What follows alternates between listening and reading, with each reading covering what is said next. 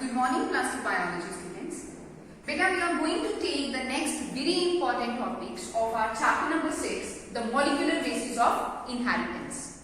So, after the replication, that which is a semi-conservative property of DNA, that on the DNA template, the DNA synthesizes its own very copy by on its template strand by itself only. Okay. After that, another topic is to be coming, which is called as the transcription.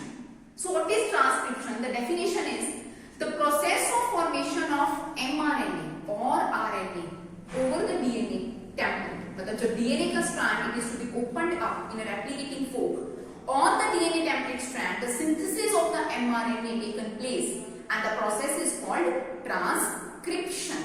Fine. और इसको हम more precisely बोल सकते हैं that is the transfer of the genetic information from the DNA to the mRNA to the RNA is called transcription.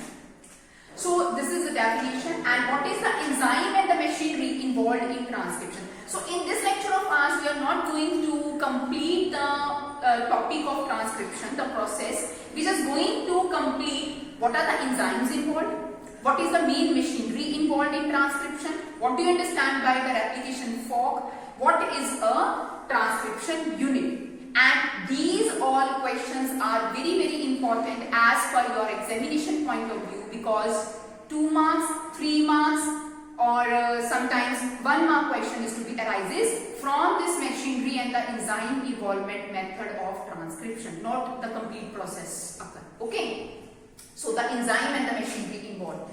So beta, these are basically the enzymes which are involved in transcription. First enzyme is DNA polymerase. Okay, और DNA dependent DNA polymerase भी precisely बोला जाता है, कई books में लिखा जाता है.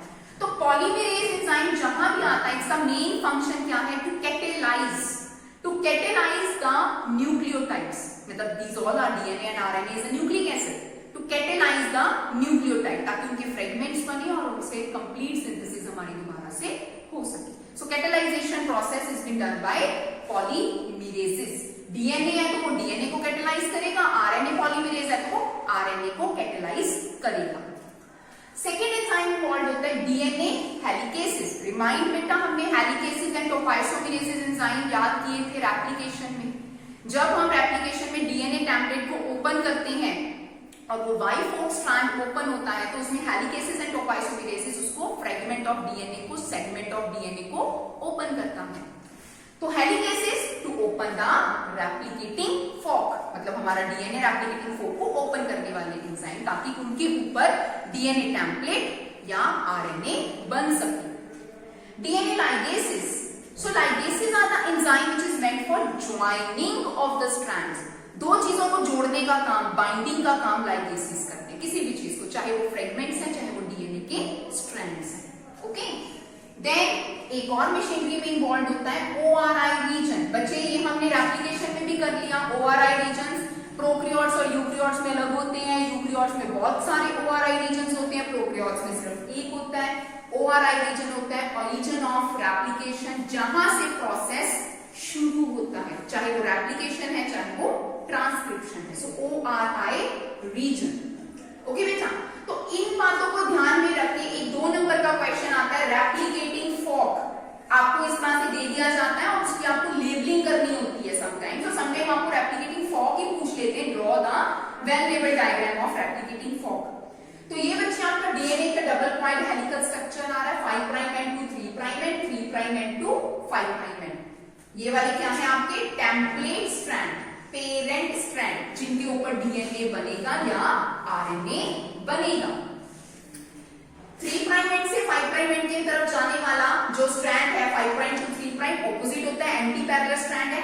कंटिन्यूअस स्ट्रैंड बोलते हैं जिसको, ठीक है. लीविंग स्ट्रैंड भी बोला जाता है. हम रेप्लिकेशन में सारे कंप्लीट कर चुके हैं. और जो स्ट्रैंड 5 प्राइम एंड से 3 प्राइम एंड की तरफ होता है, डिसकंटिन्यूअस होता है जी, उसको हम लैगिंग स्ट्रैंड भी बोलते हैं, जिसके ऊपर ओकाजाकी फ्रेगमेंट्स प्रेजेंट होते हैं, जो कि बाद में जोड़ के लाइगेसेस से जोड़ के नया DNA बनाते हैं. किया हुआ है हमने, ठीक है. तो ये जो अंदर वाला स्ट्रैंड है वो न्यूली सिंथेसाइज्ड स्ट्रैंड है. बाहर वाला जो मेन स्ट्रैंड है वो आपका पेरेंट और टेम्पलेट स्ट्रैंड कहा जाता है. Continuous strand 5 prime end to 3 prime end 3 prime end to 5 prime end की तरफ जो है डिसकंटिन्यूअस स्ट्रैंड है, तो it's very very important replicating fork. आपको 3 नंबर में बड़ा इंपॉर्टेंट क्वेश्चन आता है जी, एक और छोटा सा, what do you understand about transcription unit, क्या होता है जी? और ट्रांसक्रिप्शन यूनिट को डायग्रामेटिकली आप ड्रॉ करके बताइए। बेटा ट्रांसक्रिप्शन यूनिट मतलब एक पूरे प्रोसेस में 3 रीजन्स हैं, promoter, structural genes and terminator. Promoter DNA का वो पार्ट जहां से ट्रांसक्रिप्शन स्टार्ट हो रही है, स्ट्रक्चरल जीन सारा कोडिंग रीजन जहां पे पूरा डीएनए टेम्पलेट और आरएनए बन रहा है, कोड ले रहा है, टर्मिनेटर वो रीजन जहां से ट्रांसक्रिप्शन खत्म हो रही है। अब आइए डायग्रामेटिक, हमारे पास 2 ही एंटी पैरेलल स्ट्रैंड है, 5 प्राइम एंड 2 3 प्राइम एंड इस स्ट्रैंड का नाम है टेम्पलेट स्ट्रैंड और parent strand. 5 prime and 2 3 prime and इसका नाम है कोडिंग स्ट्रैंड जिसपे कोड हो रहा है। बच्चे ये मैं इसलिए एम्फसाइज ज्यादा कर रही हूं क्योंकि आपको ये क्वेश्चन एक ही नंबर पे या फिर इनके जो एमसीक्यूज है पूछा जाता है। कोडिंग स्ट्रैंड का क्या सीक्वेंस है? It is from 5 prime end to 3 prime end. Parent strand किस पे होता है? It is from 3 prime end to 5 prime end. Okay जी, तो ये लिखना होता है। प्रमोटर देखिए आपके टेम्पलेट स्ट्रैंड में प्रेजेंट है वो रीजन जहां पे ट्रांसक्रिप्शन शुरू होगी, ये सारा स्ट्रक्चरल जीन कोडिंग रीजन है, यहाँ पे कोड होगा, सारा डीएनए और आरएनए बनेगा। टर्मिनेटर आपका वो पॉइंट है टेम्पलेट स्ट्रैंड पे जहां पे ट्रांसक्रिप्शन खत्म हो जाएगी। Very very important diagram, very very important question, transcription unit. उसके साथ ही 2 नंबर के छोटे छोटे टर्मिनोलॉजिकल क्वेश्चन आते हैं।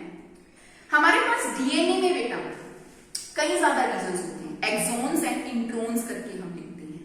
तो एक्सोन डीएनए के वो सेगमेंट हैं जो कि कोडिंग सीक्वेंसेस हैं जिनपे कोड प्रेजेंट है, और इंट्रोन्स वो रीजन्स हैं जो कि नॉन कोडिंग जहां पे कोई भी कोड प्रेजेंट नहीं है। एक्सोन और इंट्रोन्स इकट्ठे बन के एक डीएनए का स्ट्रैंड बनाते हैं, और जब हमें हमारी इंफॉर्मेशन की जरूरत मतलब जब हम ये आगे जेनेटिक एक्सपेरिमेंट्स करते हैं तो एक्सोन में से हम एंडोन्यूक्लियस डाल के इंट्रोन्स को कट कर देते हैं और सारे एक्सोन रीजन को जोड़ देते हैं, तो हमारे पास एक कोडिंग सीक्वेंस न्यूक्लियोटाइड तैयार हो जाता है। तो हमारा काम का कौन सा रीजन है डीएनए का?